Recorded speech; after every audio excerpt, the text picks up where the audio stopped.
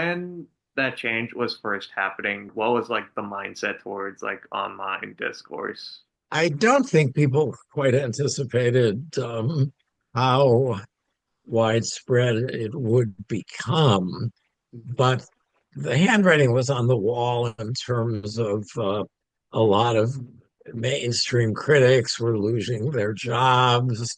Hmm. Um, so that was a big change, and I say a lot of critics that wrote for publications, the publications no longer exist in some cases, and even like these magazines that I mentioned that I wrote for starting out, some still exist, but I think like Film Comment is not even a print publication anymore. It's just online. So And a change there has been indeed. Before the age of the internet, film criticism was largely limited to news outlets, with critics like Pauline Kael, Leonard Maltin, and most famously, Roger Ebert serving as cultural authority figures directing the course of popular film discussion. However, as noted by many film journalists like Vox's Emily St. James, today's film criticism scene has shifted away from news channels and printing presses, with many notable outlets shrinking down their entertainment coverage. Instead, modern film discussions have moved towards a more digital space, allowing easier access to new forms of criticism content like podcasts, video reviews, or blogs, while also occupying social platforms where many can engage within the practice of film critiquing. Everything when you look at the internet, you have blogs, you have everything that everyone give his opinion on what he saw on just yesterday, on he saw. However, this shift towards availability has also created a sentiment of anxiety amongst more traditional film critics. According to media scholar Matthias Frey, this can be best summarized as a feeling of being undermined by bloggers and other citizen journalists because practice of film criticism by anyone degrades the professional distinction of working critics. Now, there are many different facets to consider when engaging within this dilemma of digital film criticism, but for simplicity's sake, we'll focus on two key areas: content in terms of the types of media produced within digital film criticism, and audience engagement, or how the public can participate in the practice of film critiquing.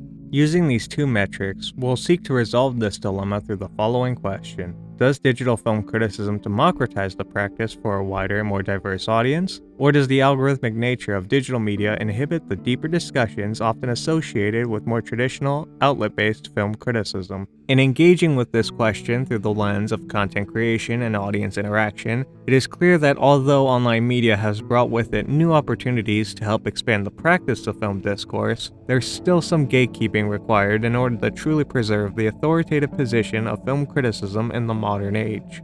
But how might we see this today?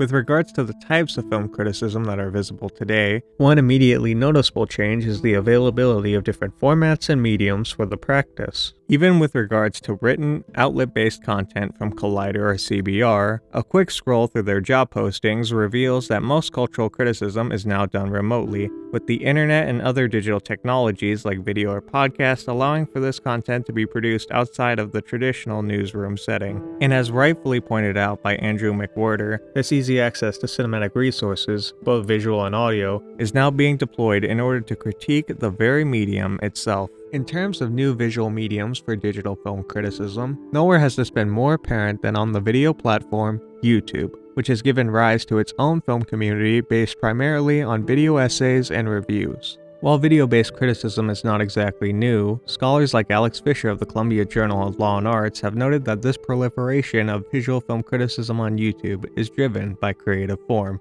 in which these independent film critics employ filmic, visual, and video-specific techniques in tandem with dialogue and text to craft a cohesive and fully realized critical work. Indeed, it would seem as if these new critical works provide a lot of freedom in terms of how to present film discussion, and this is observable through YouTube's various film channels.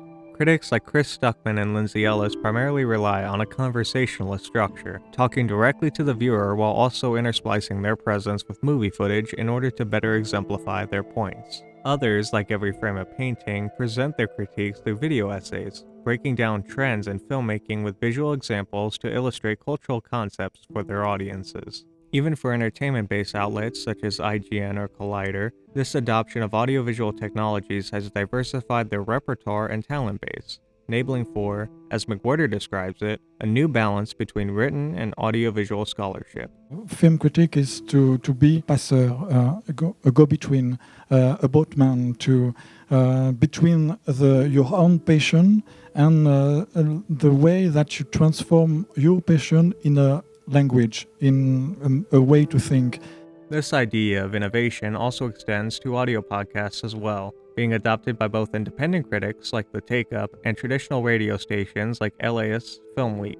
Whereas video essays prioritize visual elements, podcasts draw listeners in as if they were participating in a group discussion. And as FilmWeek producer Manny Valladares points out, professional film podcasts like FilmWeek will oftentimes schedule guests based around the topic of each episode, creating a more engaging listening experience where audiences can better understand film concepts or developments.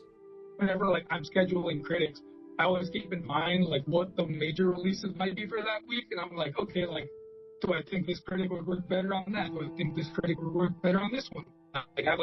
If they're a big horror head, making sure we're having them on for the biggest horror release or something like that, or animated, having your animation. Innovation is a big selling point for promoting the implementation of digital media into film criticism, and these glimpses give ample reason as to why. However, digital media can also provide its fair share of challenges as well, particularly the other big facet of digital media's impact on film criticism, and one that has been a bit more controversial, is how online criticism facilitates a dialogue between audience members and film critics. On the surface, more audience participation in film criticism, especially on a social site like Letterboxd, would not seem like much of a negative, and certainly these digital social platforms have altered the ways viewers consume media. As observed by Bill Kent University's Dennis Yavez, Letterboxd users increasingly begin to rate films as they watch them, attempting to match fellow users in order to better their self-image for participating in the site's cinephile culture. However, as even Yavez's findings indicate, film discussions on online platforms are not always as insightful as they could be, often being tailored to match fellow platform users' scores as opposed to adding actual insight. They do definitely play a role at this point of disseminating information for younger people, especially without niche. I think something like a TikTok algorithm can kind of work. Social media definitely adds to that in a very interesting way. In addition to these self-curated images affecting the accuracy of film commentary, another noted hiccup within digital media's implementation into film criticism is the manner in which individual outlet-affiliated critics can become de-emphasized by aggregator sites like Rotten Tomatoes. Commenting on the various faults of Rotten Tomatoes' algorithm, Lane Brown of Vulture notes how even professional filmmakers, like Quentin Tarantino, no longer look at individual reviews, instead focusing on the Tomatometer's aggregative score of a film. What this shift away from deeper reflection has resulted in is an ever-increasing emphasis on aggregated scores, with the tomatometer in particular being heavily utilized within film marketing to the point where critics like Stephen Farber have been directly contacted over the review's inclusion in the algorithm.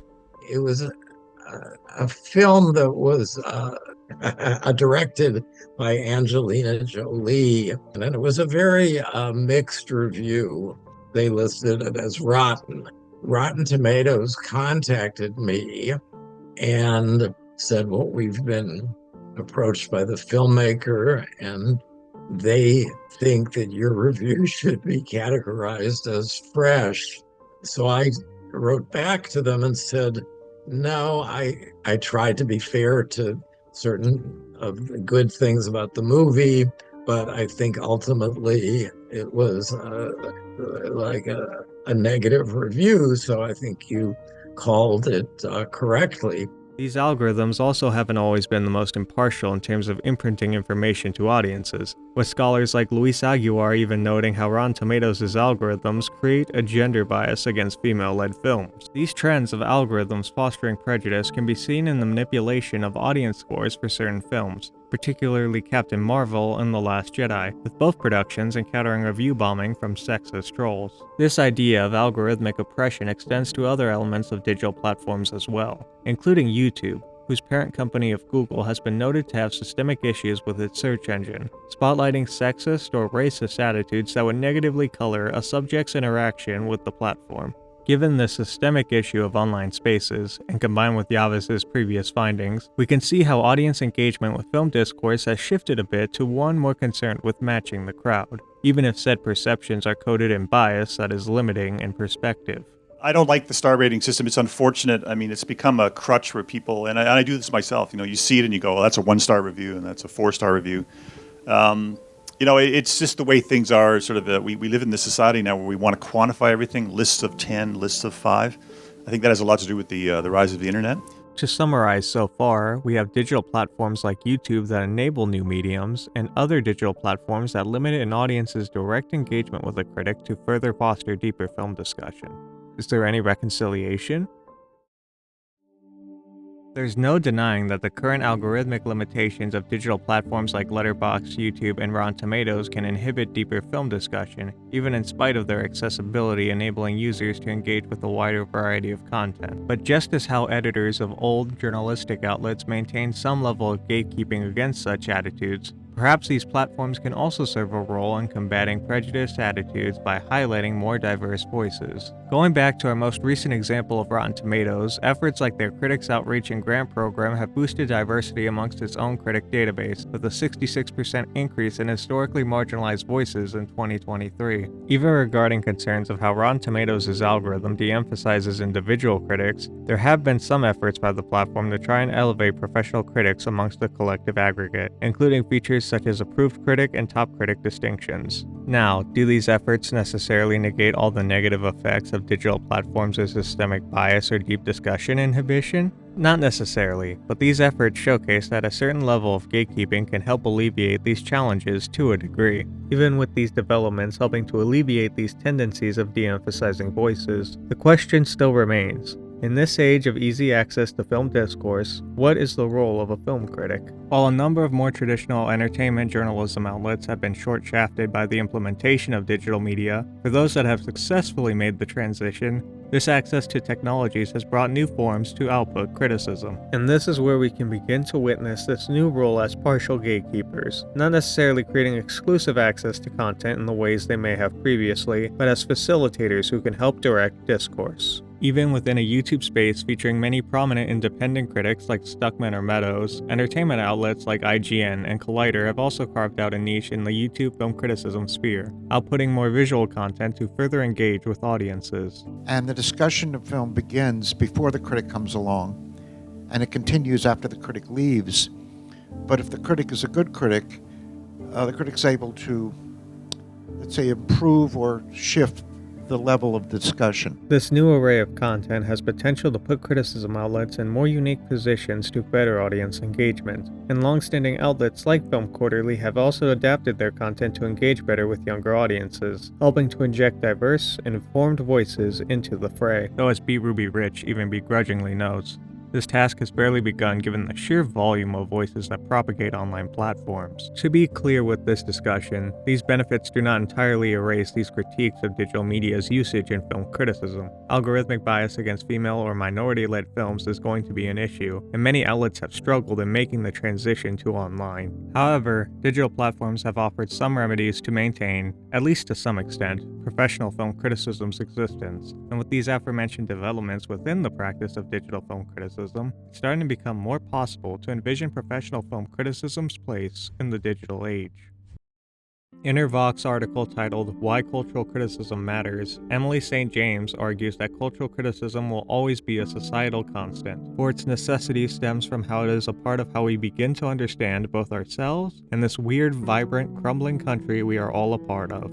Indeed, for stemming back to its pre-digital roots in newspapers and radio, film criticism, as well as cultural criticism at large, has given us a window into understanding. The digital revolution, for better or for worse, has made this practice of film discourse more widely available to audiences, both in terms of participation and the variety of content. That's not to say that the end result will be perfect, for it won't, as evidenced by algorithmic biases and shortcomings in aggregator sites like Rotten Tomatoes. But even with these complications, as evident through the discourses of Frey, McWhorter, Fisher, and St. James, professional film criticism still has a space within digital media, perhaps even more so now, given the variety of forms it can assume, with some more necessary gatekeeping from these services to emphasize the role of critics as facilitators, one that promotes both diversity in film criticism spaces and multimedia training for outlets. Perhaps film criticism can still perform its mission of societal understanding. In the words of Roger Ebert, "That's the discovery made by these extraordinary writers I found on the World Wide Web. Find out all you can and see what you can do with it."